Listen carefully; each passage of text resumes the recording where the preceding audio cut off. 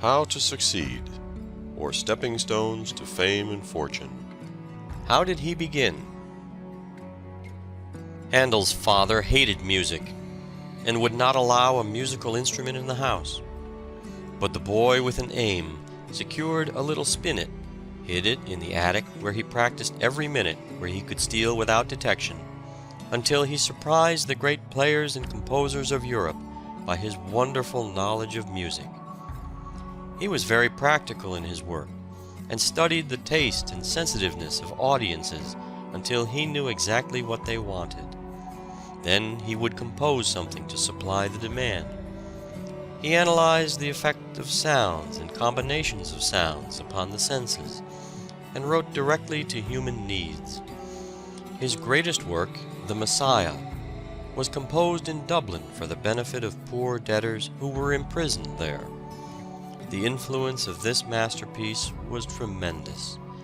It was said it outpreached the preacher, outprayed prayers, reformed the wayward, softened stony hearts, as it told the wonderful story of redemption in sound. A.T. Stewart began life as a teacher in New York at $300 a year.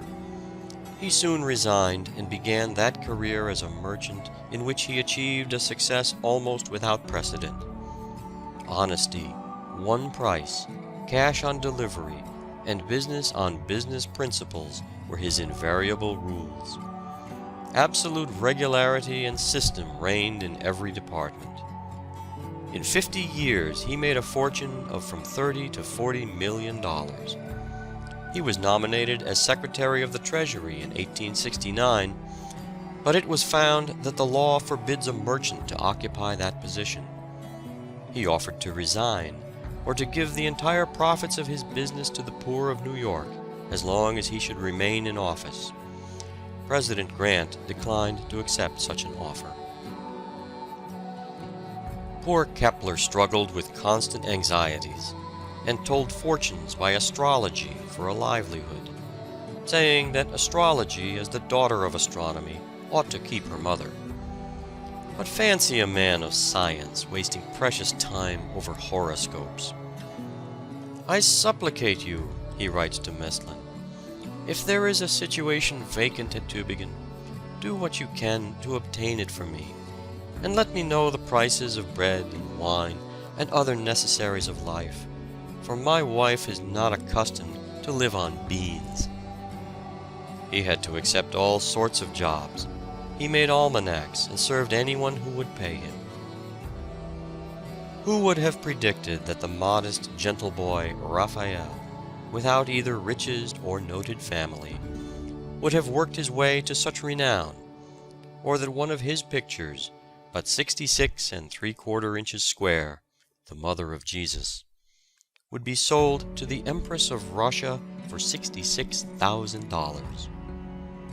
His Ansidei Madonna was bought by the National Gallery for $350,000.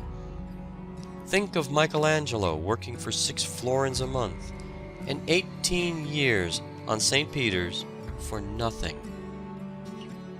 Dr. Johnson was so afflicted with King's evil that he lost the use of one eye.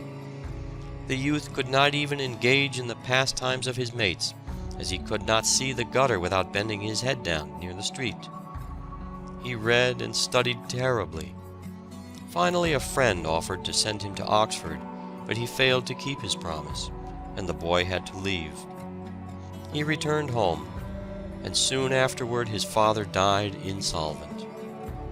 He conquered adverse fortune and bodily infirmities with the fortitude of a true hero.